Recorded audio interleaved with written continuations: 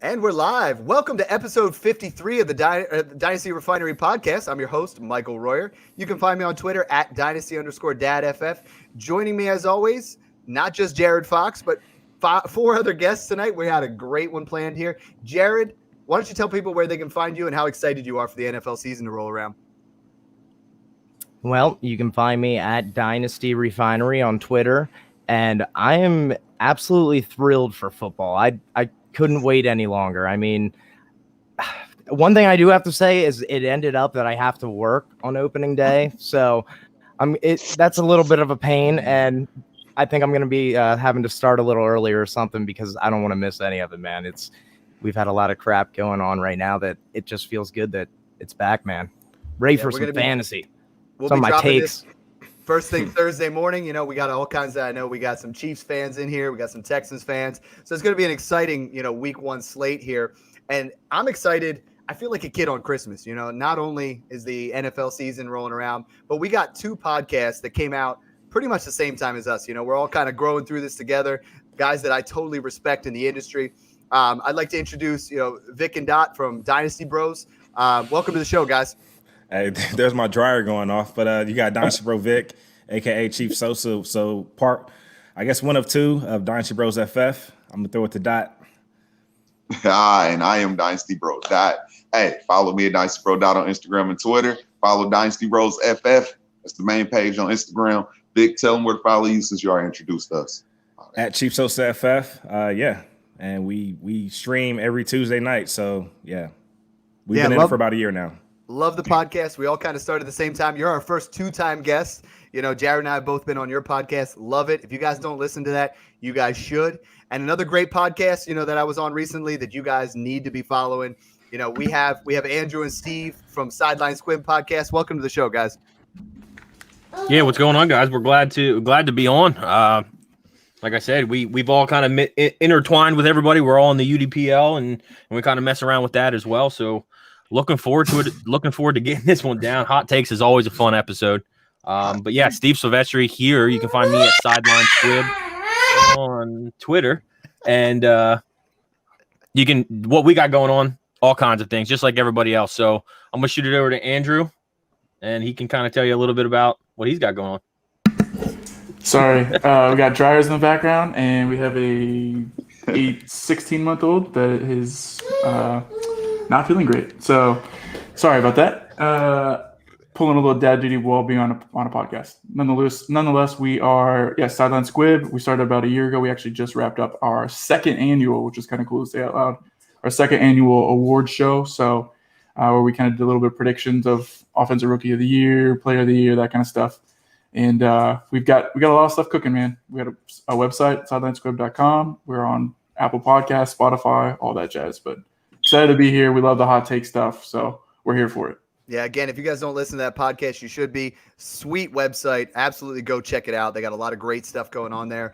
And I respect everybody that's coming in here tonight, and we're gonna talk about hot takes. We're gonna have some fun with it. Maybe a little bit of banter back and forth, talk a little trash. But why don't we start it out with the quarterback position? Jump right into it. Jared, give me a hot take here. If you guys can all give me one or two here, maybe one that's in between, and then a real scorcher, really something that you think is a possibility that might happen. And before we start this, guys, we're talking about things that are like scorching hot. We're not saying this is going to happen, but if everything lines up and someone's, smoke detector doesn't keep going off, we'll be good. So whoever's smoke detector keeps going off, check it out. Radon is very important. We got to make sure we protect our houses and our loved ones. So Jared, it is a hot take episode. The smoke detectors are setting off at, I think, your house. Give us something hot.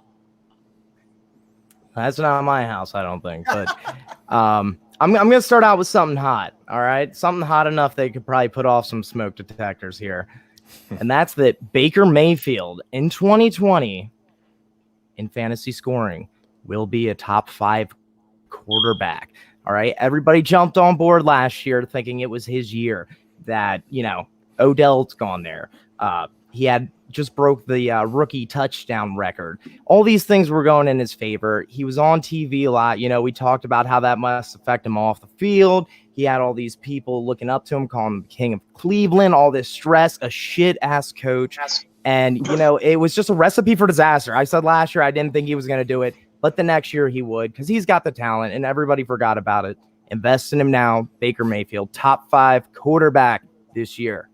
Yeah, talking about shit Rip in me a new Cleveland one. is really interesting right now because of Odell Beckham. That was going to be one of my hot takes is more about Odell Beckham. But if he's the top 5, who do you slate as the top 4? And then I'm gonna let everybody else kind of chime in here a little bit because that's bold, that's hot. Everybody knows Baker Mayfield. I was all about hashtag Baker QB2 behind Mahomes last year. I was all about that and overpaid like crazy and got destroyed in trades because I love Baker. But how do you see the top 4? And then let's talk about Baker a little bit. Well, I think that Mahomes and Lamar have to be in that conversation, obviously. So let's just say those two. Mahomes is my favorite quarterback coming into this year, as is everyone's. So I'm thinking another guy, and another one of my hot takes, I guess I'll just get out of the way now, is Matthew Stafford. I also believe that he could be a top 5 quarterback this year. And, who else does it? Who knows? Kyler Murray. I doubt it, to be perfectly honest. But, Matt Ryan's another guy that I like up there. So Carson Wentz, I think. As an Eagles fan, I'm like, Carson Wentz should be on that list. Dak. I was gonna say there's some big names you're jumping over there with Dak Prescott, Deshaun Watson, and Kyler Murray. But I'm glad that you started first, and I'm sorry to jump over anyone here, but I'm the same. I had written down as well, Baker Mayfield top 5. So I'm with you. You're top. All right, I am with you. Wow, I love it. I had Baker Mayfield top 8, and I thought that was how on my paper I have him top 8, and I thought I was ballsy. You guys both brought it in there. Baker Mayfield going ham this year. Dynasty Bros. Baker Mayfield. You believe in any hype? You kind of believe in that post-hype sleeper, or are you guys totally out on Baker? I'm gonna let my guy Doc go. He look ready. Because Vic, I still like Baker, man. I want to give him a pass for how last season went, man. I feel like it's not his fault. Odell said he was banged up. I'm trusting it. He looks good in Drake's new video. I don't know if anybody's seen Drake's new video. So I really want to trust that Odell is going to bounce back. Baker's just going to be more efficient this year with that offense, man. They boosted up the offensive line. You've seen he still got his rapport with Jarvis. I really they brought in Austin Hooper too, man. I really enjoy Baker Mayfield. Top 5 is hot though. That's hot. All right. Here's my take. Put those progressive commercials in the vault until Baker cracks top 12. So he's not going to do none of that this year. So keep them shits in the vault. They produce and release those commercials prematurely. I don't see it, so I'm going to disagree. I hear you. I just love what I'm seeing there. And Jared, like I said, I'm so glad. I have no clue whose smoke detector's going off, but you are right. We're starting this off. It's like every 30 seconds. This show is so damn hot that the smoke detectors are going nuts. I love it. I'm seeing Baker Mayfield. If he can cut down on his interceptions down to like 15. You're echoing like crazy, but I love it. You might have to mute something. I don't know. I don't know what happened. We got a lot of mute. Anybody got any ideas? Yeah, unplug the Apple headphones. Maybe that's it. Double microphone. I don't know. If you got a mic. Maybe it's my smoke detector making it happen. Yeah, it was gonna be a lot of editing with smoke can you detectors unplug it? in there. Unplug it. Anybody? Something turned on because and we can't blame it on Andrew because he's never here. And there's that damn smoke detector. Oh yeah. He's on mute too, so it can't be him. I muted him. I'm gonna mute you guys one at a time. All right, let's see how this goes. All right, hold on a second. Sorry for the technical difficulties here. Muted Squibb. Still doing it. He's muted. Jared's muted. It's got to be Vic. Or bro. Hey, we good? Yeah, it's Dynasty, bro. We're getting some kind of feedback because on yours, Dynasty, bro. All right, hold on. If you want, I might need headphones. Let me go grab some headphones. Hold on. I'm gonna mute you temporarily here. All right. So half the room has gone, but the hot takes are really starting to heat up here. You know, I am going to have to be editing the heck out of this thing, but that's fine because this is about being exciting, being fun. Vic, why don't you give us your quarterback take? Jared set the bar high. I mean, he set the bar with Baker Mayfield, and I love that. You know, that's my boy. Jared, that's a great take. Vic, hit me up. All right, I got two for you guys. I'm going to start with a layup. So, of course, you saw this guy finish as a QB1 last year. He's going to repeat. I know there's a lot of talks about regression. It's not going to happen. Let's go to Baltimore. Mr. Lamar Jackson, he's going to repeat as a QB1 and redraft and dynasty. I mean, he has the rushing upside. I mean, that's just it. He has 10 blockers, essentially, once the ball snaps. So it doesn't get any sweeter than that. So I have Lamar finishing as the number 1 QB, repeat. So no quarterback has ever, once they hit that 380-point fantasy plateau, they've never repeated, ever. There's only been 6 guys to do it. It's Aaron Rodgers, Drew Brees, Patrick Mahomes. You know, those guys and Lamar Jackson, they did it, but no one's ever repeated. And I feel like everybody's kind of discounting Lamar Jackson a little bit, you know. Mahomes and Saquon and McCaffrey, you're getting 4 firsts for them, but Lamar doesn't seem to be in that same category as far as trade value right now. What's to say he doesn't do better? You know, he has a better passing season and the rushing goes down a little bit. You know, we kind of tell ourselves narratives this time of year. I love that hot take. Steve, Jared, you're the only 2 remaining guys in the room. Lamar Jackson. Yeah, and this is you're right. I think you nailed it on the head with can he do better? Look at the receiving core he had around him last year in Baltimore, and now look at what they're bringing in. You know, they had Willie Snead. They had Miles Boykin, who I haven't been a fan of ever since Notre Dame. He just had good metrics coming out.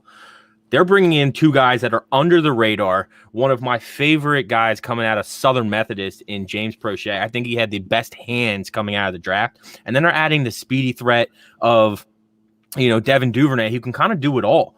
You know, the only thing that scares me there is you're looking at 3 receivers, much like how Houston's set up now, that they're very, very similar. You're going to have Duvernay, you're going to have Hollywood on the outside, and then you're going to have Prochet kind of working the other side or the opposite seam of Mark Andrews. But I think it's set up. I think this is going to be the best receiving core that Lamar's obviously worked with since he's been a Raven. And then if Miles Boykin can find anything at all, he's going to add so much. I mean, look at the weapons.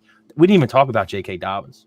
Yeah, I'm excited about that. And one of the hot takes I was going to put out there is that Hollywood Brown, you know, he's a wide receiver 2 this year with 10-plus touchdowns because the dude put on 23 pounds of muscle. He's straight yoked and still running a 4.3. He's hungry. You know, he wants to be that next elite wide receiver. And, you know, he has the draft capital with a first-round draft pick.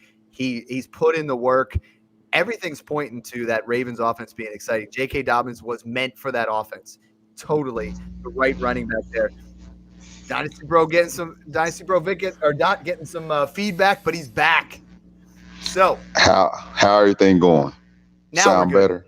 Now that's a little bit better. So you just missed Lamar Jackson, gonna still finish the QB1. We're gonna come to you because you're back in the room. What is your QB hot take? All right, man. Do we have any Drew Lock fans here? We got anybody? Jared and I might be the top 2 in the fan club here. Jared's number 1. I'm like 1B in the fan club here. All right, so I don't know how he's going to do on yardage because I do think they have a good defense. He's not going to just have to throw a lot of yards. But Drew Lock going to have 40 touchdown passes this year, man, with his weapons, man. Just throw it out there. I think their offense is going to be efficient. Their defense is going to be efficient. And I think he's going to have a lot of scoring opportunities. And I really don't like his running backs like that, man. So I think his wide receiver weapons are best for me. I love Fant. I love them bringing in Judy. You know what Sutton can do. He proved it last year. I just fucking love the weapons around him, man. I think that's why I have a soft spot for Drew Lock this year, man. So the weapons are hot as hell. Like, let's be honest. I mean, and everybody discounts Jerry Jeudy right now, but I mean, Jerry Jeudy is a stud. That offense is loaded up. Let's be honest. Von Miller, he's out for the year now, so that defense isn't as good. True that. I forgot that just happened. It looks like Phillip Lindsay and Melvin Gordon are going to kind of eat into each other a little bit. That offense is going to be hot. Jared and I have been talking about that for months. And Drew Lock, you know, he went as the QB 23 in my 2 quarterback league I did the other day. I have him in the UDPL 2. I traded him to Stompy. You know, it felt a little dirty, but yeah, it did. It hurt me a little bit. But Jared, Drew Lock, you know, I know you're fully excited. You went from 6 to midnight over there. Tell me about Drew Lock. No? You're on mute, Jared. You're on mute. There's going to be so much editing in this podcast. Jared, you're on mute. Mute. Never mind. Jared Lock is a lock to be a top 15 quarterback this year. Jared, you're off mute. All right. There we go. I'm back. There's going to be so much editing. Okay. Sorry. All right. Tell me about Drew Lock, man. You agree with we're his good. take? We're good. All right. So 40 with Drew Lock, man. with Drew Lock, I do really like Drew Lock. I don't necessarily think he's going to put up 40 touchdowns, but I could see him being a low-end QB1. I like him that much. I think that another guy that you didn't even mention who could catch 4 or 5 of those 40 touchdowns is Hamler. You know, he's going to be a deep threat, possibly a big play threat. I don't think he's going to be very productive as a rookie. Yeah, but he's going to have some plays, man. They're going to throw him in at some point.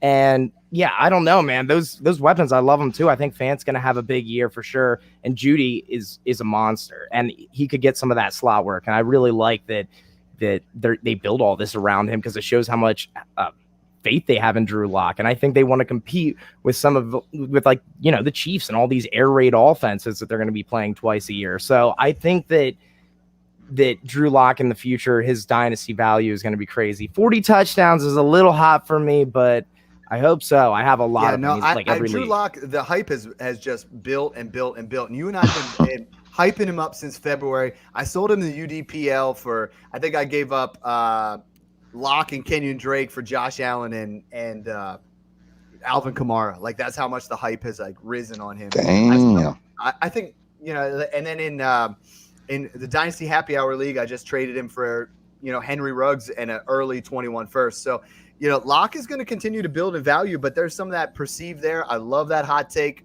My hot take is, you know, you guys may or might not like this. We're talking UDPL 2. You guys know I paid a heavy, heavy premium to move up to that 101. And you guys love the fact that I took him instead of your running backs. But Joe Burrow is going to break the QB touchdown record as a rookie. He's going to throw for over 29 touchdowns as a rookie.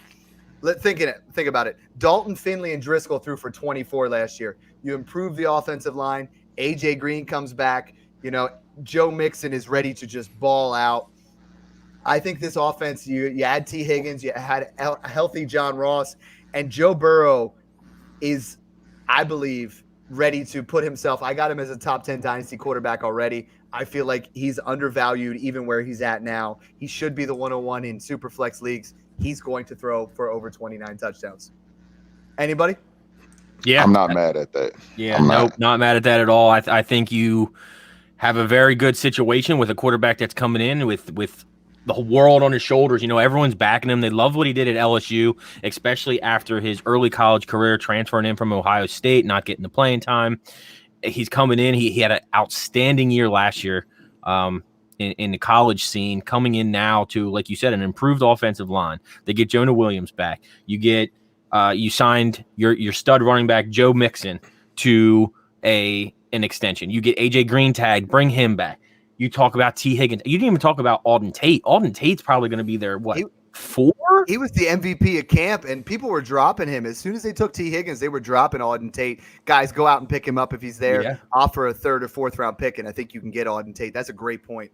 Yeah, I mean, he kind of came out of nowhere last year, but he played well at Florida State, and then coming out last year when we had some injuries to everyone, and then John Ross too. You know, there's a lot.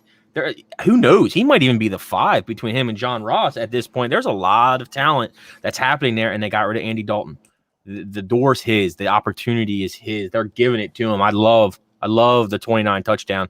That's a good over-under right there for your Thrive fantasy app.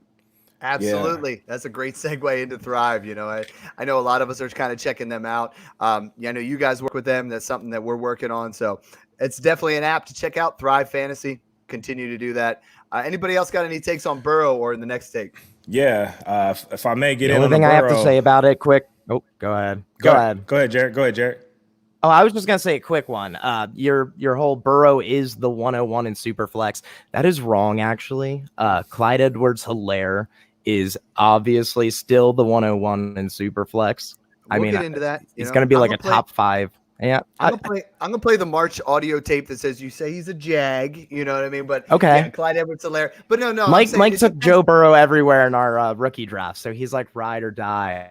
Oh, I'm all With in on Joe Burrow being baby. the 101 there. I'm I got him at, calling you like- out on that, man. He could be, but man, I don't know. That quarterback position is going to be so hard to infiltrate that like first round in startups. I don't know. This league, this rookie draft, if you invested, was fun as hell in your rookie draft. Let's not even lie. I mean, if you took Burrow, Tua, Dobbins, Taylor, Edwards-Helaire in your top 5, you are so happy with your pick, you know. And then you get CeeDee Lamb in there. I mean, this was the draft. I don't feel like right now there's no busts. That is a phenomenal draft, and we're all excited for that kind of stuff. We started out with Jared. We're gonna come back to Jared. Give me another QB hot take. All right, I want to get back in on the Burrow before we pass on that, man. all right. Yeah. And I already gave course. my second one. I said that in the very beginning, man. What was your second one? My Matthew Stafford top 5. Yo, Matthew Stafford's my boy. So we're skipping you. You're 2 in a row here, Vic. All right, do it, Vic. All right, well, I want to go back to the Burrow real quick. I mean, I definitely like the call just because, you know, the Bengals, they're getting it right. We've seen franchises take QBs early and they've had busts. I mean, look at the Browns. They went through Manziel and all these other guys. And that's because they try to force guys into their current system. But take a look at, like, Kyler and you know, and that system. They tailored the system to around the QB as far as what he did in college so he can step in and be more comfortable. So it looks like Zach Taylor and those guys, they're going to spread them out there in Cincinnati, you know, so – Joe's gonna be definitely comfortable in that system, so I like the call. I love it, Vic. Since you're right here, why don't you hit us up with your next QB take? All right, my next QB take. Hey, let's go down to Jacksonville. So I want to get in on the Jaguar King, Gardner Minshew. This is a guy I have him finishing as a QB1 on the back end, so he'll have a top 12 finish at the QB position. And this is going to be, we're going to chalk it up to ugly production, negative game script. So they're going to be playing from behind. You know, their defense basically has been stripped. They're in a AFC South with the Texans. They're going to be putting up points. My coach is going to be putting up points. And then you got to worry about King Henry and the Titans. So they're going to be putting up points. So the Jaguars are going to be playing from behind a lot. They're going to have to throw, similar to what Jameis Winston did with the Buccaneers. And, of course, a little bit less interceptions. So Gardner definitely takes care of the football a little bit better. But he's going to be throwing a lot. I absolutely love that. You know, I mean, who didn't love that montage with Gardner Minshew, the whole Karate Kid thing? By the way, if you guys don't watch that Cobra Kai video, like I'm an 80s guy that like Steve, you get it. You know, totally the montage of that got me pumped. You stole mine. You know, I had Gardner Minshew. I said it on here a couple months ago, and Stompy looked at me like I had 3 ears. I said Gardner Minshew is a borderline top 12 quarterback because of the negative game script, because of the fact that it reminds me a lot of when Blake Bortles balled out. You know, Blake Bortles was not a good quarterback, but the negative game script, always losing. The first half points might not be sexy, but that second half he's going to catch up. And the guy I think he's going to be throwing it to is DJ Chark. Laviska Shenault's going to be exciting. You know, they're doing Dynasty the right way. They clearly got the 101. Gardner Minshew's not a guy I'm advocating buying much, but as far as 2020, I can see a top 12 finish, and it gets you a free case of beer if you take him in the first round. Steve, you know, Dots, Jared, Gardner Minshew, hit me up. They definitely don't have any running backs to fall back on either there. So what do you guys think of that? I mean, I saw in Scott Fishbowl, James Robinson's going, you know, they kind of named him the starter. You know, Chris Thompson's there in PPR. I think Laviska Shenault gets some carries around the goal line. Obviously, Devin Ezigbo, it is wide open. And this is kind of exciting to me. Like the Washington and Jacksonville backfields are interesting. Who do you guys see winning this thing out? And, you know, maybe mention on Minshew, mention on this running back situation. Steve, Vic, bro, Dots, let's hear what you guys got. So, tell you this, at the back end of my recent redraft, I took Devontae Freeman because I was like, I don't like nobody in this backfield. But honestly, I do like some Chris Thompson. Just I think he got some familiar. Yeah, Gruden, he's used to the coach. And he's played with Gruden before, and they know how to use him. So when he's healthy, he's a great third down back. And in PPR, he's a great player to have on the back end of your bench, man, especially if Gruden's going to use him how they did use him before in Washington. So I like having some Chris Thompson because he doesn't cost you anything. But as far as the runners, I didn't know who to invest in, and I still don't know who to invest in to this James point. Robinson and like Chris Thompson, basically I got him for our Dynasty Refinery Listener League 2, that Jared and I co-own. I feel like I know his body's made of paper mache, but he puts up like 12 to 15 points when he's on the field because he's going to catch 5-6 balls, and the negative game script is there. I saw Squibb, you put Visca as the same size as Zeke. People kind of feel like Laviska Shenault is like a small scat type wide receiver. They're going to create some situations to get him the ball. I was just talking to Dynasty Humble on the Smash Accept show. He was saying that he thinks Laviska Shenault is one of the most underrated Dynasty rookies this season.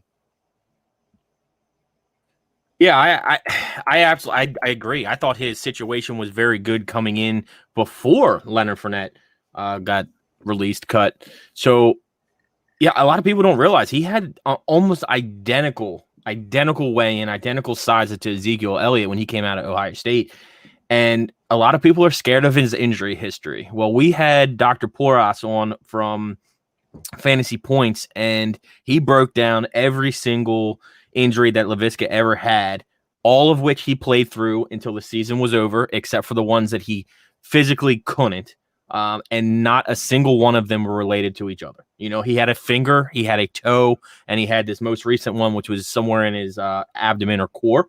So none of them are related. And he said that's a good thing. If you had a toe injury and then that led to a softened foot, or then it rolled into an ankle or rolled into something else, then you have to be worried about re-injuries and injury history. But he's getting labeled as an injury bug, and they were literally 3 freak incidents that all happened to different parts of his body, all that he recovered 100% and played through during his time. So he is a sleeper to me. He is there. I think, oh boy, what's the Michigan quarterback, I think, back in the day, James Robinson or Denard Robinson. Remember when he kind of had that thing? I think it's going to be very similar to that, but at a next level, the next level of Denard Robinson down in Jacksonville. Yeah. I mean, we had on, what was the guy that we had on, Jared? Obviously, we had Angelo FF, and he was really high on Laviska Shenault. And I feel like we have a situation here where, Jacksonville, we're trying to find that next running back, but they're going to create, touches for Laviska Shenault because he is a playmaker. I'm seeing things at camp. I would not be surprised if he has 8 to 10, carries a game and they try to get manufactured touches because he's the best playmaker aside from DJ Chark on that offense. They're going to try to get the ball in his hands in open space, create some screens, create some runs. And that's a great take. Andrew, welcome back to the show. You got a QB take for us. Give us something. Sorry. We went with guys. some hot stuff. Disaster. Gardner Minshew's a QB1. Baker's top 5. Joe Burrow's breaking the QB touchdown record. Beat that, my friend. Beat that. We got you back in the show. Wow. Well, I caught the end of Steve here, and I know that just by what he was saying, we're talking Laviska Shenault with that. So super high on Laviska Shenault. Just wanted to throw my ring in that hat as well. As far as quarterbacks, if anybody's listened to Sideline Squibb, they know I am immensely high on Tyrod Taylor. Been screaming his name from, I don't know, since before the draft, before they even took Justin Herbert. I said if they take Justin Herbert instead of Tua, it's going to be Tyrod Taylor show. And it's panning out to be exactly that. And I think Tyrod Taylor, with the weapons he has, Austin Eckler, Keenan Allen, Hunter Henry, they are loaded. That defense is stupid stacked. And they're going to be playing in a division that they're going to have to score some points with the Chiefs and with Denver. Tyrod Taylor will finish as a quarterback 1. I like it. See, now I see why when you were on the show and I was hyping up Justin Herbert there for a little bit, you were like, nope, not happening. I remember the Tyrod from Buffalo, and I also remember the Tyrod from Cleveland, but I can definitely see that in the range of outcomes with his rushing floor and the weapons around him. I like it. Anybody else? I'm not even. I'm a Herbert fan.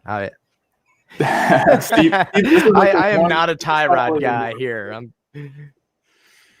I had Herbert over Tua and Burrow. Yeah, he's got Herbert way high. So this is like the one thing Steve and I definitely disagree on. Like I don't see it in Justin Herbert. I think he'll be a flash. Like I think it'll be a very short-lived career for Justin Herbert. That's how low I am. I agree. he lacks leadership skills. He doesn't have that like it factor, sometimes you see the it factor like Baker Mayfield. Drew Lock has that for me, but Herbert doesn't have the it factor, man. I always felt like Jared Goff didn't really have the it factor, and I've never need really a liked little him. I swag don't in that think position, man. Darnold. He doesn't really Yeah. have the swag to combat any You sort gotta of have adversity. swag, dude. I love it. Your Swag quarterback is the needs key. swag, man. So Gotta have swag. moving. Look taking at Cam. swag He's a into good the- quarterback. He's got swag, man. Yeah, exactly. Just like an old lady, swag, bro. So let's move into Does the whatever wide he receiver. wants, man. I will move into the wide receiver position, and I'll start out. I'm going to start with someone who everyone's taking a shit on right now, and that's Odell Beckham. I think Odell Beckham is going to put up 1,200 yards and 10 touchdowns and reemerge as a top 6 wide receiver in this league. Cool. Yeah, obviously basic That was news mine that's too. happened. I feel like there's no way he's, fooling around with any of those girls with basic news, but he's kept his nose clean. He's kind of been under the radar even after this. He's not retaliating. He's not responding. Odell Beckham last year had that groin injury, and he still finished with over 1,000 yards, and nobody seems to be talking about it. He still had a good season, and in Dynasty, we're kind of putting him outside our top 12. I'm seeing some ranks have him at 15. Others I've seen as low as 22 as far as Dynasty wide receivers, and he's still 27 years old. What are you guys thinking on that? Yeah. Well, look at what Kevin first thing- Stefanski. Oh, take Do it, it. Steve. Go ahead, Steve. Look at what Kevin Stefanski did in Minnesota. Look at how he built Stephon Diggs and how he built Adam Thielen. That's what he's going to do. He's in there now. He's got that. They just got Kareem Hunt for 2 more years. They got Nick Chubb. They've got both of the other wide receivers on the other side, or both the tight ends in Njoku and Hooper. They have offensive weapons out there. What? And they need to get Baker. If Baker, for Jared and I's point here. Was that another reference there? Things are coming out the what here for Odell Beckham. Yeah. If he knows what. it's so weird, you got, I don't know. I don't know. What I'm talking about. Yeah, Daughters absolutely. around trying to watch my voice at the same time. But where was I even going with this? Baker Mayfield, they need to get the ball out of his hands. And what's the better way to do it than your number one OG in OBJ? Get him the ball, let him be the playmaker he is. And would you say 1,200 yards? I said 1,200 and 8 touchdowns. Hey, we're halfway there, Jared, for Baker. So I'm all in on that. Hey, The game's gonna one thing I want to say is you said about how Stefanski affected the receivers for the Vikings. I'm going to say, look what he did with Case Keenum when he was Vikings. Yeah. He was a borderline QB1 when he was playing under Stefanski. That was the perfect move for Baker. Baker's success equals OBJ's success. OBJ isn't hurt anymore, which is the biggest deal here. And it's just, this is the year you should be invested. I just bought OBJ in an auction draft for a keeper league for $20, and you have a $200 salary. I was like, Juju went for double his price, and I couldn't understand it because the dude is going to blow up. One of my takes was actually that he will be top 5 this year. So I'm high Jared's too. all about that 5, so we're both high on that. I'm Cleveland really offense. high. Dynasty bro, either one of you guys, OBJ? Talk your guy, Dot. Hey, I still love OBJ. I had a go by OBJ day on Twitter, man. I was Say go bots? trying my I love hardest go to bots. say. Nah, I was trying to go by OBJ anywhere I could for a whole day, man. I was successful too in a couple places, but it's just everybody's so down on him, man. And with that kind of talent in the offense that we should really all still like, man, because they have so many pieces. And Baker looks like he's the real deal, man. No matter what happened last year, I still love Odell Beckham, man, and I would go buy him right now while he's discounted. He's a stud still. I love it, Dot. You and I, we talked about it when you were on the pod. We're kind of on that same wavelength. I had Peter Howard on the other day, and he was talking about as far as efficiency, Beckham was getting it done. I mean, he was still might have been the most quiet 1,000-yard season last year, and everybody's still down on Odell Beckham. And we know what he did in 2015, 2016, 2017. He was the man. He was that guy that we all wanted, and I feel like he can get back to that spot. Why don't we go with Vic? Why don't you give me a wide receiver here? All right, I'm going to go rookie. So this is a guy I've been hounding on all day on Twitter. If you follow me, let's go to Las Vegas. Brian Edwards. I have him leading all rookies in touchdowns. I mean, he's a physical guy. He's violent. He reminds me of a Dez Bryant. And we all remember what Crabtree did in that system. He reminds me of, I think he's going to step into that role, basically, that old Crabtree role. So that system can definitely support 2 wide receivers with Ruggs and also with Brian Edwards. Of course, you still got Hunter Renfrow, and Darren Waller is going to, take up the targets over the middle. But we saw Waller struggled in the red zone. So at that point, it's Brian Edwards' time. Yeah, Brian Edwards is going to be starting. He was the steal. We had Eitan Mosey on back in, when we first started this draft process, and I got him late second. He was the steal of the second round. Let's be honest. Brian Edwards, if he didn't have that injury, would have been a borderline back end wide receiver, 1 in this class in that end of the first round. I know, Steve, you're a Raiders fan. You got to be loving this. Oh, I'm telling, this is the perfect segue too, because I have Brian Edwards hot take, the rookie wide receiver 1. The rookie wide receiver 1. Oh, Stop. Look at his situation. Look at that situation. Tyrell Williams is out. Yeah, the situation is actually the problem. Like, I like love him a lot, but we're still talking about Derek Carr, bro. I love it. I love it. Who else? I love it. Think about it. CeeDee Lamb. All right. I'm just going to go through maybe a slow top 10. Let's pause it right here. Everybody go around the room quick. Who's your rookie wide receiver 1? CeeDee Lamb. CeeDee Lamb. Landslide. Yep. CeeDee Lamb. Yep. And then second would be Justin Jefferson. Yeah, Okay. I'm going Jefferson. I don't want to name mine. He's getting like Pittman? Isaiah Coulter. What, you don't want to name it? It is Michael Pittman. Okay. Colt Oh, Homer. I like Michael Pittman too, though. Vic. You know what? I like that. just see that was my hot take since he went rookie. I could see the Mike Williams treatment from Phillip Rivers. He's the only big body in that system. Yeah. You got Parrish, you got T.Y. Trey Burton is out now. Jack Doyle doesn't score touchdowns. I think Pittman he's the only different guy for Phillip Rivers in that offense. So don't talk down on Jack Doyle, man. That guy's gonna get like 10 I love targets Jack Doyle. a game, 8 I love Jack receptions, Doyle. 45 yards, And 3 touchdowns. the 3 ugly- touchdowns on the season. the ugliest tight end one season. That's You're another gonna hot see. take for me. Yeah. Yeah, I love it. I love it that we're all kind of in the same way. Like, Steve, we cut you off there. You say Brian Edwards is that wide receiver 1, even over Ruggs in his same situation.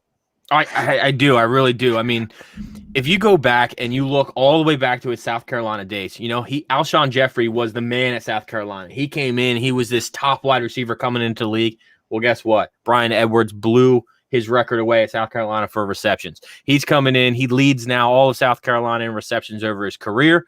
And now with Tyrell Williams out, he's there. It's almost a blessing that he broke his foot. A blessing as a Raiders fan, that he broke his foot right before the combine, because he was there. He was going to shine. He was going to jump up into that early second round, I believe, and now I'm looking at CeeDee Lamb. He's stuck behind a couple good wide receivers in Dallas.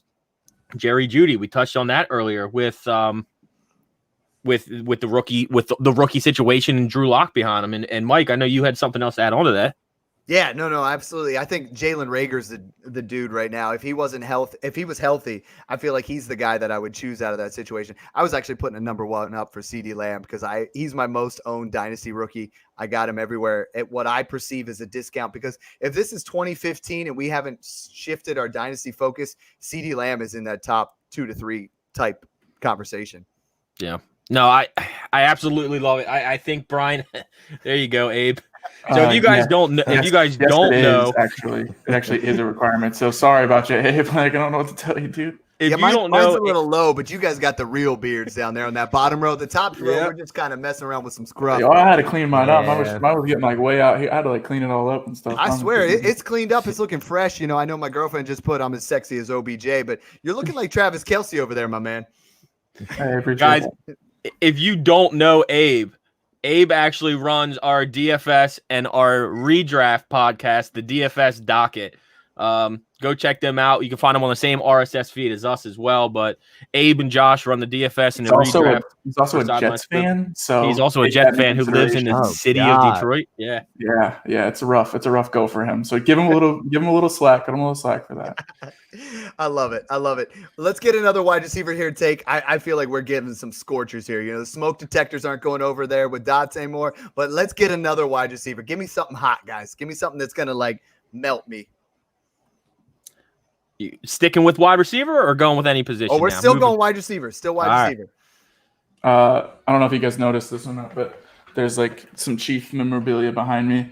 So take this with a little grain of salt, but McCole Hardman finishes as a wide receiver 2. I love Oh, it. we got that one, didn't we? Oh, no, we didn't. No, Sorry if got that I'm one. overlapping here. I love Situation Mecole Hardman before. this year, and I feel like the situation in Dynasty. So come February, and we did a bunch of drafts together. I got Mecole Hardman everywhere, even in drafts with you guys, because the value was low, and people thought that Sammy Watkins was going to retire because he was talking about. And then Sammy Watkins comes back, and we act like Sammy Watkins is a major hurdle for Mecole Hardman. When Mecole Hardman was a Pro Bowler, he had splash play after splash play. It's the same kind of thing that we thought Damian Williams was going to hold back Clyde Edwards-Helaire. Marlon Mack's going to hold back Jonathan Taylor.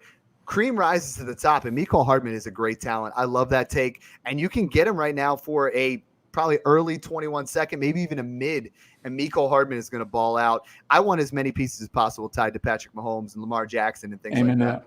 Amen to that. So on that point, you talk about splash plays. Mecole Hardman averaged over 47 yards per catch on his 6 touchdowns in 2019. He scored a touchdown on nearly 1/4 of his touches. Yeah, and there's the obviously argument against efficiency, but the fact that he's going to get more opportunities. I mean, that's the thing. Is it's not just my man Kyle Podorf says Robert Woods. Podorf is going to be Robert Woods, the top 5 wide receiver. You guys know if you follow me, I'm talking about Sir Robert Woods everywhere. He's one of the wouldn't say top 5. But. No, but I have him as a wide receiver 1, back end. But that's bold, Kyle, and I appreciate it. He's a screaming buy in any format. Like he was my wide receiver 1 in this redraft league I just did because I went. It's a keeper, so I kept Saquon Barkley and Miles Sanders, and then my first 2 picks were running backs, Jonathan Taylor and Kareem Hunt, because I was like, I'm just going to load up on running back because I can just go get wide receivers later. And so Robert Woods is my wide receiver, technically my wide receiver 1 if you want to put him ahead of Terry McLaurin. He's the perfect guy in a robust RB situation. I feel like I see you, bro. You got something over there. I see you kind of getting those hands going. Tell me something hot. DK Metcalf will lead all receivers in touchdowns this year. That's my next one. I had DK Metcalf lead the league with 12 touchdown receptions because I love DK Metcalf. Look, 6'4", 230, and I think Russell Wilson is the second best quarterback just on pure talent after Pat. I keep speaking that. And Tyler Lockett led all receivers in red zone targets. How does that happen when you have 6'4", 230 on the other side of when he's a rookie? DK Metcalf was top 5, but the efficiency of Tyler Lockett was he was catching 75% of his for touchdowns. DK Metcalf caught his red zone targets at like 32%. So the upside is there. If he learns the nuances of the game, DK Metcalf is a beast. Andrew, I know I saw you shake your hand there a little bit at DK Metcalf. 9 touchdowns last year, so 3 more is 3 because Kenny Golladay led the league with 11. I said 12. He said lead the league. I mean, is 3 more touchdowns out of the realm? Certainly not. I guess that's it's not out of the realm of possibilities, but I just don't see him. I don't even see him leading the team in touchdowns. Like personally, Tyler Lockett, like to you guys' point, you're talking about he only caught 32% of his 32% of his red zone targets for touchdowns, blah, blah, blah. Like as if that's a positive. That's a negative in my opinion. Like Russell Wilson trusts Tyler Lockett when in crunch time and in the red zone. And whether his size be damned, Tyler Lockett knows how to find the end zone. He finds the pylon. He gets it done. Russell Wilson has an immense trust with him. I just can't see the touchdown production swaying so heavily to DK Metcalf and overtaking even Tyler Lockett, let alone the league. Yeah, I like it. Anybody else on DK? Yeah, I just got one. This goes out to the amazing chat room that you have going on right now. But Joy, you got Dynasty Dad over OBJ. You got Dynasty Dad over DK Metcalf. Come on. Yo, my abs are decent, but DK Metcalf is straight yoked. Like I stand next to him, I look like a 12-year-old boy, and I it just ain't happening. The concern is the comp to OBJ when we are talking about OBJ's recent off the field shenanigans. It's an odd comp, but appropriate. Trust me, I know her quite well. That sounds even more inappropriate, Jared. Like we're not, but she honestly, we were talking about. Somebody said something. Hey, we love fantasy football, and that's why we listen to the show. My girlfriend loves it because she loves me. She just listens to the show. She watches this stuff, so she's supportive. And this is more love for her and hate on my ex-wife. So that's my next take. My ex-wife sucks. So let's go with the next one here. Bro, we got one to get Dynasty Bro Vic. What do you got, man? And Jared, you'll attest to that. Laura is not a wide receiver one. We're gonna go to the tight end. So let's go down to Houston. I want Darren Fells. He's gonna have double-digit touchdowns, 10 touchdowns. I'm calling it. Here's why. You got all these speedsters with Brandon Cooks, Will Fuller, Kenny Stills that's going to march the ball downfield, but they're going to be in and out this season. That's just what they do. They stay banged up. Who's a familiar piece that's going to be out there week in, week out? Darren Fells. When Deshaun Watson's scrambling, who does he throw it to over the middle for a sneaky score? Darren Fells. So last season he had 7 touchdowns. I'm expecting him to maintain that and take it a step further, having 10. He's going to be on the field week to week. Texans are going to be in the red zone a lot. Can't miss the big target. Somebody's got to catch those touchdowns. I mean, Brandon Cooks looks like he's out week 1. Will Fuller, a lot of people are asking me on Twitter, yo, Dad, should I be starting Will Fuller? If you want 4 points or 42, that's your guy. You go with Will Fuller. But they need something consistent, and maybe it's Fells, maybe it's Waring. Maybe somebody else pops out of the equation. Maybe it's Cobb. But someone's going to have to, because I believe so much in Deshaun Watson. Deshaun Watson is a baller. He's going to be able to put up good numbers. It's just a little bit on the negative side. And looks like your boy just put ex-wives are my favorite kind of wives. Oh man, that's got to follow this guy. What's his name? AVI Goldstein. So it's Avi, but he goes by Abe. All right, sounds good. We skipped into the tight ends, but I had one more wide receiver take, that I was thinking that Hollywood Brown, we were talking about him, the straight yoked now, put on 23 pounds of muscle. You're trying to be that wide receiver one there, and I feel like he puts up the top 15 season in Baltimore with Lamar Jackson kind of pairing it with you, saying he's going to be QB1 again. I think Hollywood's going to ball out this year, and he seems dedicated to things. He seems like he's trying to put on the weight, keep the speed. I think Hollywood Brown's going to have a big breakout season. I don't know that adding weight with his skill set is actually that great Well, he came in at 161.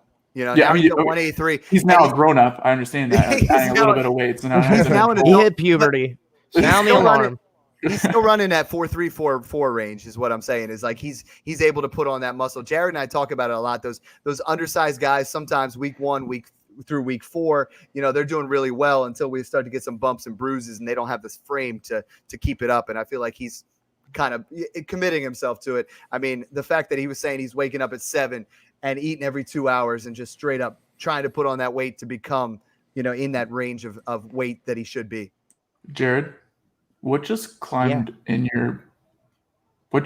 over your railing? Jared's got pussy all over the place over there. I'm in a cage filled with snakes right now, bro. It's the only way to do a podcast.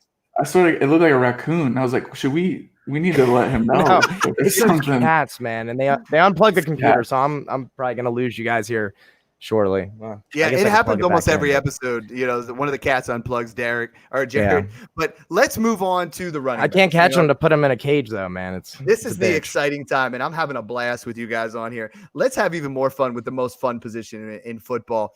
Let's talk running backs. Jared, hit me with something hot. All right, I actually just wrote down my top 5 next year in dynasty value. So come around January, February. This is kind of a hot take, man. All right. Clyde Edwards-Helaire, RB1. Saquon, RB2. CMC, RB3. So there's nothing too hot there. Mixon, RB4. Josh Jacobs, There's RB5. nothing too hot. You put CEH above. Yeah, hold on. Well, them being in there, yeah, that is hot. But the Clyde thing was the hot thing. Yeah, no, that's the kind of that's like Roger Clemens putting icy hot on his balls hot. I don't know if you guys know that, but he used to do that to focus as far as pitching. That is hot as it gets. He actually used to drown out the crowd noise. He used to put icy hot on his balls. But that's a weird fella. Yeah, but calling Clyde Edwards-Helaire, whoo, that is spicy. That is spicy. I know the Dynasty Bros love Clyde Edwards-Helaire. Hit me up here, guys. I'm not touching that one. Number one. Number one, bro. Number one, man. I'm telling you, people, he's going to put up some games by the end of the year that are just so monstrous in the receiving game. And he's going to be so hot, and people are just going to be thinking about, hey, he's a little bit younger than than Saquon. He's a little bit younger than Christian McCaffrey, and he's tied to Patrick Mahomes. I just feel like the hype is going to explode even more. Whether he's not a better player than either of those guys, I would never say that. But yeah, in the situation and what I think is going to happen with, the script of how everything goes and how everybody likes to blow everything out of proportion, I think he's going to be the number 2 guy you're picking in dynasty startups behind Patrick Mahomes next year. I see some real some looks here of people ready to chime in. Let's hear it. What about that linebacker of a running back that runs a 4.3 behind the best offensive line in Indianapolis? That's my RB1 of the class, man. Oh Jonathan my Taylor. gosh, man.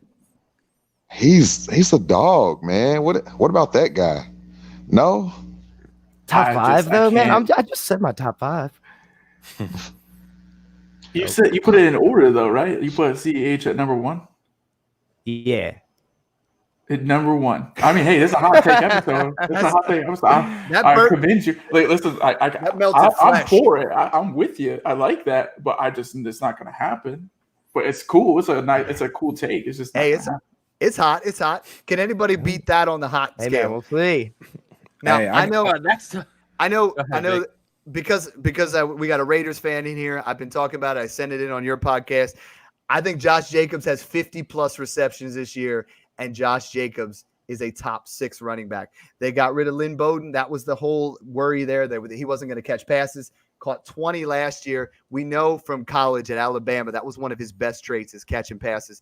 I think Josh Jacobs is a buy in dynasty right now, and I feel like he's going to, erupt this season. What you got, Dot? Was that an on-screen high five?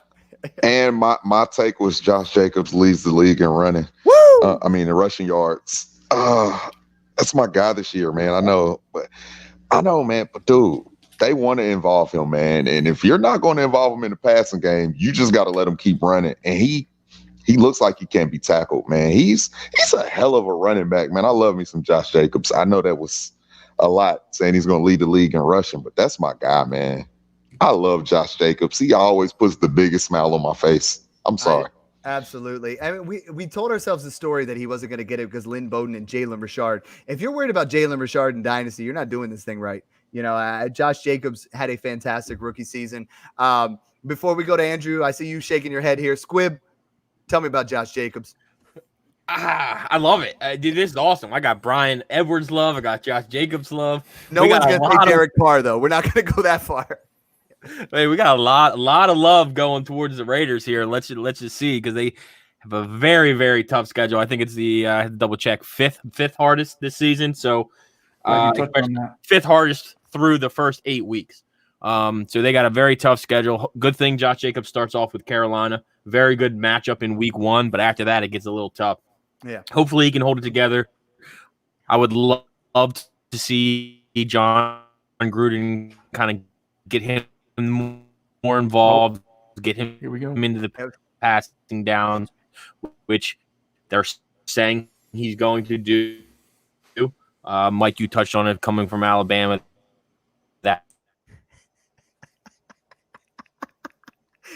That's a good point, man. This is funny as fuck because it's like this happens. You talk about cats pulling the plug. This happens every time, bro. We had a 20-minute episode, and I was so scared before we came on here. We had a 20-minute episode. I was so scared we're gonna have to cut the thing short, even shorter than 20 minutes, because his connection never lasts. Andrew, we're gonna have to start teaming up. Jared gets the cats taking him out. His internet takes him out every week. We had to time out here for Dots getting his internet back up. But we're having a blast here. I mean, let's keep it going. Vic, hit me up with the running back. Who's your guy? All right, let's take it back to Indianapolis. I want to show some more rookie love. So Jonathan Taylor, he's going to lead all rookies in rushing yards. And also, we can't forget about Marlon Mack. So Colts will have 2,000-yard rushers this season. Marlon Mack. See, I had Jonathan Taylor as one of my hot guys at over 1,000 yards. Marlon Mack. No. Woo! I like it. No, not Marlon Mack, man. You can't. Let me tell you why. I like Jonathan Taylor. I love Jonathan Taylor. I will ride that boat with you, buddy. But no, not Marlon Mack. Marlon Mack. Let me tell you why. Sucks. Let me defend it real quick. Marlon Mack just had his first 1,000-yard rushing season. We're not just going to throw that away. That's kind of like throwing away Phillip Lindsay. You just don't do that. So Marlon Mack, he's a veteran. Hey, he's going to have a big week 1 in Jacksonville. these key crucial moments, we're going to see Marlon Mack get in the end zone. Yes, Jonathan Taylor is the better runner. He's more elite as far as talent, but Marlon Mack's proven. So we're going to have 2,000-yard rushers in Indy. That's super hot. Guys, talk to me a little bit about, we got in KC, it's Darrell Williams, and in Indy, it's Marlon Mack. And we're talking about, obviously in Baltimore, it's still Mark Ingram. Those guys were starting to discount. Are you buying any of those veterans, or are you just believing in this rookie talent? obviously, Kerryon Johnson there, they've become super cheap. I personally feel these rookies are going to ball out, and the take that I have is J.K. Dobbins, is if he gets that opportunity, I've been saying it all year. If something happens to Ingram or he starts by week 8, week 10, J.K. Dobbins, the league winner, and he's another guy that I'm excited about. You got to be excited about these rookies. I mean, we're starting to – I see a lot of people really coming around on those handcuffs, those guys that were already there. But these rookies, I mean, they're hot. Don't let J.K. take over that backfield, because if he does, it's over. It's like over. The skill set that he has with Lamar Jackson, like it's an impossible to defend. Or even game plan against. Those two are going to be a nightmare if they have the lead. And 9 times out of 10, the Baltimore Ravens are going to have the lead in these games. So I like Mark Ingram to an extent, but I think J.K. Dobbins is still at a discount because people just don't believe that he's going to ultimately take over that backfield, which one game of Mark Ingram not playing or leaving early, it's going to be J.K. Dobbins' show. I'm telling you. And Jared had that hot take there. I had a post. Someone was asking, who are the top 5 running backs in 2022? Not 2021, 2022. And I have Dobbins in that top 5 because he's that. I mean, he's a great pass catcher. Over 26 receptions every year. He's made for that RPO system. If you match him with Lamar Jackson, and Lamar Jackson matches up that efficiency, J.K. Dobbins is a monster. And I'm seeing dynasty trades everywhere. I'm getting tagged in them. Do not trade J.K. Dobbins, period. You're going to regret it. Yeah. And there's nothing out there unless you're moving up to get Christian McCaffrey or Saquon Barkley. I'm not trading J.K. Dobbins for anything. I saw one with a CEH and CMC involved trade. It was pretty the other pieces in there were pretty even. So it was basically like a CEH for CMC. And at that point, you're selling CEH. Yes. But J.K. Dobbins isn't going for CMC or Barkley. So there's no need to be selling him at all. Right now, you'd be selling him at what we considered a floor right now. And there's no need for that. The value is only going to go skyrocket from this point forward. If anything, he's a buy. So I got a question. I got a question for the field, just because we're on this topic here. Since tomorrow kicks off the NFL season, welcome back, Steve, by the way. What? I could still call it rookie fever or whatever you want to call it. But where are you guys at with Gus Edwards? We haven't touched on him. Gus Edwards hasn't proven to not be the number 2. Man, he's on a 1-year deal. 1-year deal, less than $1 million. Yeah. He put up 133 carries, over 700 yards, and averages 2 touchdowns every season he's been with Baltimore. He averages over 5 yards a carry. I mean, what has he proven to lose the spot to a rookie that has never stepped on M&T Stadium? Gus Edwards is the number 2 on a lot of teams, but the ceiling of J.K. Dobbins is not even close to Gus Edwards. It's the same as Justice Hill. Justice Hill, I was high on him before they took him, and now I don't want him. I'm not paying anything for him because Dobbins is a better receiver. He's a better running back. There's really no point in Justice Hill, and I to your point, I think if Gus Edwards will go somewhere, I feel like he could be, he's on the final year of his deal. He could be a number 2 and he could be a grinder for them. And when he's gotten opportunities, he's been solid. He was a guy in Dynasty I had on most of my teams. And, but J.K. Dobbins this class, we've been talking about him for years. We're I cannot discount J.K. Dobbins, DeAndre Swift, Clyde Edwards-Helaire, Jonathan Taylor, and even Cam Akers. I just can't discount those guys. Right now, they have Dobbins as 4th on the depth chart. Swift is 4th on the depth chart. And Akers isn't even number 1 on the depth chart. They're talking Malcolm Brown. Don't believe that, guys. Honestly, these guys are going to ball There's out. No such thing as a depth chart anyways. There's no such thing as a public depth chart. So whatever they put on the website means absolutely nothing. It just gets people riled up in the first place. Like exactly. Mike Gesicki is tight end too. Do you know why? He doesn't even play tight end. He plays slot, bro. Yes. He's not even in the – I saw on Yahoo, he was the most dropped tight end the other day. And I'm like, why? And then I look it up, and they said he's not the starting tight end because he's not an inline blocker, and they don't have a wide receiver 3. He's going to be a wide receiver. And Mike Gesicki actually is one of my hot takes for tight end. Mike Gesicki will be a top 10 tight end this year. And I feel like between Tua and Fitzpatrick, he catches double-digit touchdowns. I mean, he was close last year. Should have been Tua anyway. Yeah. Regardless. I know we talked about that last time. So we're kind of all over the place with the running backs. Somebody hit me with something new, something fresh, non-rookie, non-Josh Jacobs. Hit me hard here. He's hanging behind you, bro. Chris Herndon, tight end 1. He's playing running back? The cat? No, let's Jared's I got a "What?" running back. let's do it. Let's do it. We'll come to Chris Herndon. Are we doing running Bryce? backs, though? I don't know. Oh, Love. Bryce Love will be the poor man's CMC this year. Wow. He will. A He very, will take- very, very poor homeless man. He will emerge as a That's what starter he was for the Stafford. Washington. He will emerge as a starter for the Washington football team. He will get back to that kid who was running wild at Stanford in 2017. He will find his legs. He will stay healthy, and he fits perfectly into a Ron Rivera run offense, and he will use him very similar to how CMC. Hot take that. that is hot. Guys, what do you see about the rest of that? We didn't hear any of that, Steve. You got disconnected again. Sorry. I see a random animal popping up on Jared's screen again here. But I mean, speaking of animals, that is an animal of a hot take. That is out there. I like it. Everybody on Twitter seems to be talking that way about Antonio Gibson. But you can get Bryce Love basically for a 3rd round pick on that roster bubble. I actually thought Adrian Peterson was going to lead that team in carries. I thought Adrian Peterson was the best for that team. I thought Adrian Peterson was who are you going to groom a running back like Antonio Gibson with? Now Peyton Barber's teaching him. Now Bryce loves. Why not have Adrian Peterson groom Antonio Gibson to learn how to play the position? He would have been a very expensive teacher, but I think it would have been worth it. And if they have long-term plans for Bryce Love or Alex Antonio Smith. Gibson. Exactly. Yeah, it's an Alex Smith experience. Is there a better story than Alex Smith though? Nope. Honestly, I mean, I really wanted to pick him as my comeback player of the year. I just don't think he sees the snaps. So it's gonna be Josh Jacobs was homeless. Josh Jacobs does. Dude, Bryce Love is like not even remote. Like Bryce Love can't sit in the same room as CMC. Like literally, like they're not even in the same building. Really, like that's a terrible expectation to put on. Bryce Love is not touching CMC numbers, not touching Saquon Barkley numbers, not touching Miles Sanders numbers, not touching any of the top 5-6 running backs numbers. It's not happening. He'd be really cool if he's a running back 2. They're really cool if Bryce Love on the Washington football team is a running back 2 for fantasy football. This is not happening. Hey, I'm taking I Questlove agree. over Yeah. Bryce Love. Why the hell would you say that, Steve? Why would you even say that? You just, hey, the disrespect. What the man. hell, Like, why? Steve? Why, bro? Yeah, Why? he's our Why? guest of the show. You know, he did. Let's take it back Steve. a notch. You know, I really he like comes- Steve. I really Listen, like I get Steve. He's a I'm fucking, the only he's one a who gets classy to ass chastise guy. Steve. So I'm the we only one have, who gets to I don't know. chastise on this all that. podcast, we have Jared's putting Clyde Edwards-Helaire above CMC long term, and we got the new CMC Bryce Love. We're not all subscribing to that, but I like You it. literally That's heard it here hot. first. That's and last. Whoa, I'm But not saying poor man CMC.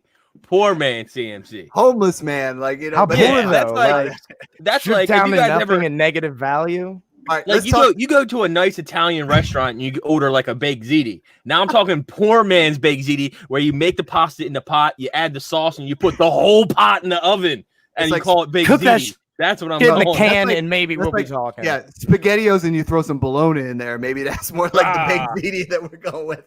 Yo, so listen, my RB1 for the year, and I love Christian McCaffrey. I'm saying the RB1 for the year, 1,800 plus total yards. I'm going Alvin Kamara. He's going to play. He's going to sign the deal. He's going to ball out. I can't go against Christian McCaffrey. It's bold, but I think Alvin Kamara is going to do for some positive touchdown regression, and the dude's going to ball out this year. I would He does be every year, man. on board with Alvin Kamara being RB1 if there wasn't CMC or Barkley. Yeah. Like, No, Like but genuinely, it all Yeah. makes sense. It's just like there's 2 other dudes though that are just. that's why we're going bold. Like, right? Is there anybody in the world who doesn't have Christian McCaffrey as their RB1? I mean, there's no one. I'm just saying, if anybody's going to be an RB1 after Saquon and after Saquon and McCaffrey, for me, it's Miles Kamara. Sanders. Ooh, right there. He's on. Whoa. Side. Yeah, it's Miles Sanders. Now the offensive line injuries do not help this situation, but it'd be Miles Sanders. There's no one to catch footballs in Philadelphia. He's probably the most likely to ever hit 1,000 and 1,000 talk about all-purpose yards, he's the only option in the receiving game. He's going to be the only option in the run game. The Philadelphia Eagles are a high-powered offense with Carson Wentz. Like, if that offensive line was intact going into the season like it's supposed to be, like, he would be the RB1. I dig it, man. Legitimately be the RB1. But the offensive line situation, it really puts a damper on things. But there's just like, he's going to have all the opportunity to do that. Outside of Alvin Kamara, where Alvin Kamara is competing with targets with Michael Thomas and an extremely good defense that potentially is going to keep them in a lower scoring football game. So it just makes more sense for me to lean towards Miles Sanders, given the volume and the talent. I think they're very equal. I love the take. The draft board behind me, I actually started out Kamara at 107, and I got Miles Sanders at 204. And my favorite wide receiver, Chris Godwin, at 307, which just I got a little excited in my pants. I'm not even going to lie. Give me something that gets me excited in the pants here. Both the guys, Dynasty Bros, you've been a little quiet here. Hit me something. Hit me. Vic, where you going?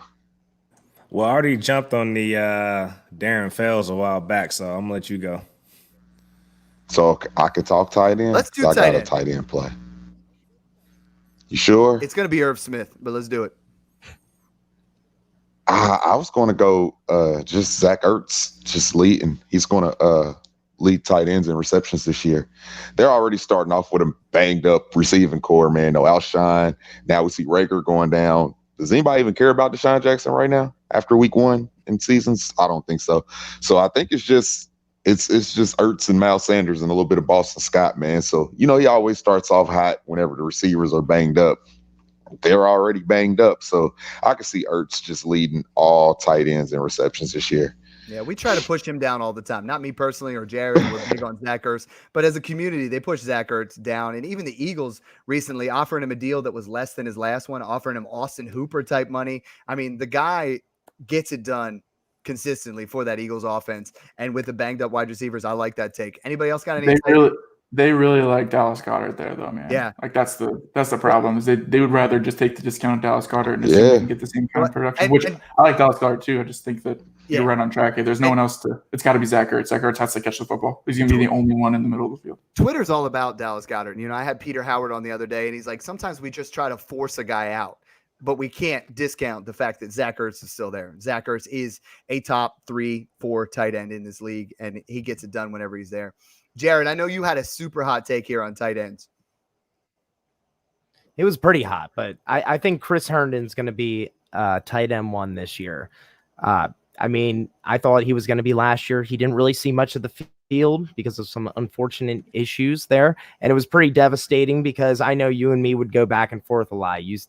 Well, that's just going to make you sound good here, which I don't often, confess to. But he said Mark Andrews, and I said Chris Herndon was going to be the breakout tight end.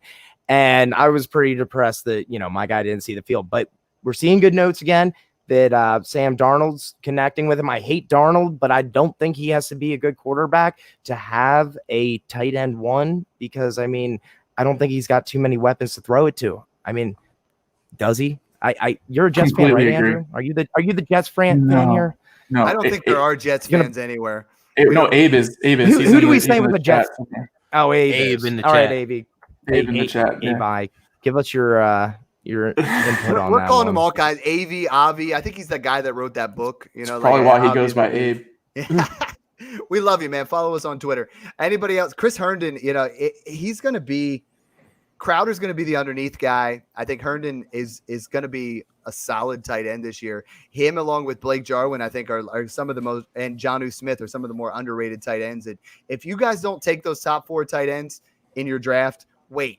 Get those guys. Get the Kasekis. My guy was Irv Smith. I was thinking Irv Smith is going to split. He's going to be that slot guy. I feel like he has 50-plus receptions. He's only 22 years old, and he becomes a dynasty top 10 tight end. Not super hot, but I feel like he's going to emerge as a great option this year in dynasty. All right, I got a tight end for you guys. Another one. So you just mentioned top 4, but someone's gonna make the top 5. We're gonna go back to Las Vegas. Shout out to the Raiders, Darren Waller. I spent some time in Oakland, so shout out to my family out in Oakland. I'm a Indiana kid, but spent some time in Oakland as well. But there's a lot of concerns with Darren Waller not finishing as a top 5 tight end. I don't get it. I mean, we saw what he did last year. You know, he marched the ball up and down the field last year for the Raiders. So, of course, they had more pass catchers around him. So I'm expecting his volume to go down a little bit as far as with the catches. But he's going to turn up in the red zone. I mean, we saw Foster Moreau have like 5 touchdowns last year. Those touchdown targets are going to go to Waller. Now that you got Brian Edwards, you can run some jet sweeps to Ruggs. Josh Jacobs is going to run the ball in. So we all know Gruden's an old school coach. He want to keep you balanced and keep you guessing. So I'm expecting Waller to maintain top 5 status. I think like people are really hating on Waller. I feel like the targets drop, but the touchdowns could easily go up. You know what I mean? I feel like he's clearly a tight end 1, but he's gotten a lot of negative hype as far as Twitter's concerned, as far as he's not a guy where you draft him and everybody gets pumped up in the room anymore. Yeah, get you some Waller. Yeah, I think you could get Everybody's him at a thinking discount Gary right now. Barnage. Well, I think you can get him at a discount, sure, but I don't know that he could be top 5. I understand it's a hot take situation, so I'll leave you with that. But I think, I genuinely, I think we're creeping like that. Who does he outscore out of that position? You're talking about. We just mentioned Ertz. You have Kelsey, you have Kittle, you have Mark Andrews, and Evan Ingram, and Chris Herndon, and people love Tyler Higbee, and like hot take. Well, getting him into the top 5 seems like really tough to do with the volume of passing in Las Vegas. If Evan Ingram stays healthy, it's Evan Ingram. yeah, He's that's the thing. If It's all about Evan Ingram. All about yeah, but he's made of glass. And I said on my last hot take, and this was the most hot take ever, I said that he's going to finish as a top 3 tight end, and he's going to stay healthy. Like that's the crazy part, right? Because if he does stay healthy, he's right up there, but he doesn't, so he doesn't until he does. And when he does, he's going to be up there for sure. Here, I'm going to flip the script a little bit because I think this might be the first one of the episode. Here's a negative hot take here. Yeah, we haven't done that. I was trying to, does anybody struggle to write those? Like, I'm like, tomorrow is the NFL season, and I'm like, I don't want to take a dump on anybody other than I don't know. OBJ. I usually like combat it. Like I put out there that Chris Herndon is going to score more points than Blake Jarwin, and I don't know why that's a hot take, but it's a hot take, and people were just like all over it. No, whoever the chick is, who's like, yes, he is. Like what? Whoever the chick that thinks Sunday Night Football might score more points than Blake Jarwin this season. Like as soon as they drafted CeeDee Lamb, bro, it was over for Blake Jarwin. It was over. So you guys kind of walked me right into this, but Tyler Higbee finishes worse than the tight end 15 this year. Worse than the tight end 15. Give me a reason why he shouldn't be worse. Gerald Everett scores more points than Tyler Higbee in fantasy football. You got Gerald Everett. They just signed back. I don't know how you guys drafted or how you guys ranked him, but I had Bryson Hopkins as my number 2 tight end in this draft class. Number 2 tight end. And he's coming in with nothing. No one's talking about him at all. They didn't go out and get a top tight end for no reason. Take away his last 5 weeks of the season when all tight ends were out. They lost 3 of those 5 games. They were playing from behind. It was all garbage time. He did nothing. He averaged less than 30 yards a game and 2 receptions a game. He averaged that outside of those last 5 games of the season. If you really think everybody loves that game, everybody loves that sample size. Well, we've hammered this home in our podcast, dude. Look at the teams he was playing against too, bro. 4 out of the 5 weeks he was playing in the he was playing teams that were at the sub 5 or the worst 5 defensive teams versus the position. Sorry.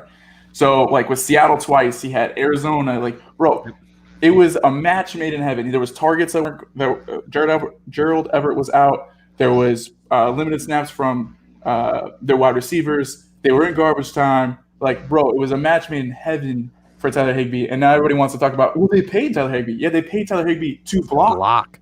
They paid him to block. Oh, and by the way, they can cut him in 2021 and only cost himself $2.5 million. So that contract means nothing, by the way. The biggest take from that 12 personnel when they went to that, obviously Higbee thrived, but it was a switch over from Cooper Kupp being the alpha to Robert Woods. Robert Woods' numbers over that stretch were phenomenal. He was a top 8 wide receiver where Cooper Kupp was barely in that top 15. Jared, I know you're big on Tyler Higbee. Do you have an argument against that? Yeah, I mean, I think Higbee has a pretty good year. I was a little higher on him at the beginning of more so when Brandon Cooks left because I thought, hey, there's some more vacated targets. I didn't love the fact that Gerald Everett is coming back and they like him as well.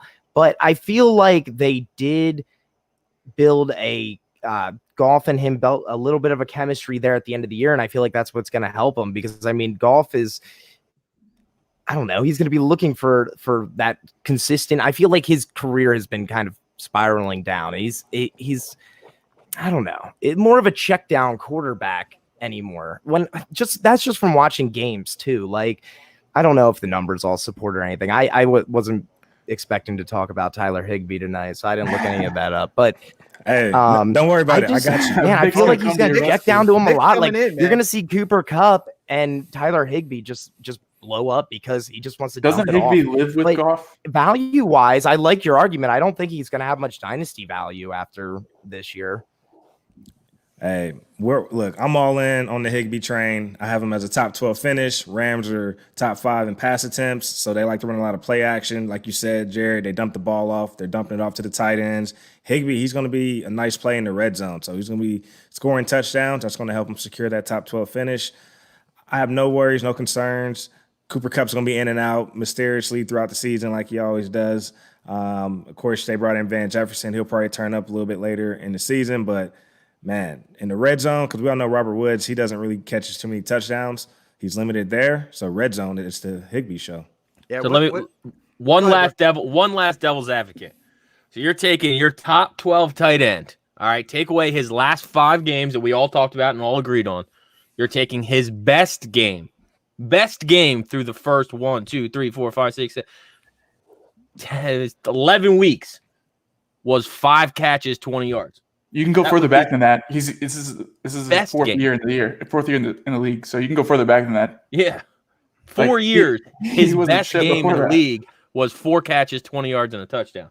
Listen, if we're wrong on Tyler Higbee, by all means, like, okay, shower me with the hate and all that kind of stuff. You're not going to convince me, though. Like, you're just not. I'm going to need to see it for more than 5 I love minutes. it. Now I'm going to need to see it. In Dynasty, we tell ourselves some narratives, right? Like, you either believe the narrative that was him coming out and that was, an ascension of Tyler Higbee, because it usually takes that 3 years. That was his 4th year, which is a little bit longer than usual. Or you tell yourself, obviously it was more situational. And we have a lot of that in the NFL right now, where you're just believing in the situational because the guy was the only guy in town. He's the only guy getting receptions because of those type situations. So anybody else have any negative ones here before we wrap things up? I know we're a positive group. I loved having all of you guys on. Sideline Squibb podcast, Dynasty Bros podcast. Love them both. You guys got to check them out. Give me one more negative one here before we leave that's really just going to end us positively. Is that possible? Can you end it negatively, positively? But you know what I'm saying. Yeah, it's negative, make a positive. Right. I got one. So this Tampa Bay offense, it's going to be the new Browns. You know how they had all this hype last year, the Browns coming in? For me, I think Tampa Bay is just going to stink it up a little bit. So we got a lot of high expectations. We got Tom Brady. Yes, he's the GOAT. I can admit that as a coach guy. But, man, Tom has not had to live in that South Florida heat. That's another opponent he has to game plan for. So that humidity is going to be kicking his ass. Yeah, Gronk's been out partying. He's back on the field. We got to see what that looks like. Man, of course, we're hearing about Mike Evans already. He's having some soft tissue issues. So who knows what's going on with that backfield? Yeah, they brought in Leonard Fournette, but he's more of a downhill runner. Tampa Bay likes to spread it out. So it's just a lot of question marks. So I think they're the new Browns this year. I think they definitely need a year for that. I like that. I like that as an ending. I like that to end it. Unless you talk trash on Chris Godwin, if you do that, I'm going to take it a little personal on this podcast. Yeah. But, as long as you're leaving him out of that equation, I'm all for it. Completely agree. Thank you so much, guys, for tuning in. This has been a super fun episode. Loved having these guys on. Loved being on their podcast. Jared and I, this is our group here. We love these guys. Why don't you guys go around the room, tell everybody where you can find them. We'll start with Vic. Tell them what you guys got going on over at your podcast, anything with your websites, or anything, any kind of lessons here going into week 1. All right. Again, I want to thank you guys for having me on. You guys are definitely one of my favorite groups. But Dynasty Bro Vic, you can follow me at Chief Sosa FF. One of 2 of Dynasty Bros FF. You can also check out some of my work with the Dynasty Nerds. So I'm a contributor there. So shout out to the nerds. I do some film work and also I drop some articles. I try to drop an article once a month, so you can look out for that. And here's my rule of thumb with fantasy football. Hey, we've done a lot of homework and research, but it's only 2 things left to do: have fun and live with the outcome. Good shit, Vic.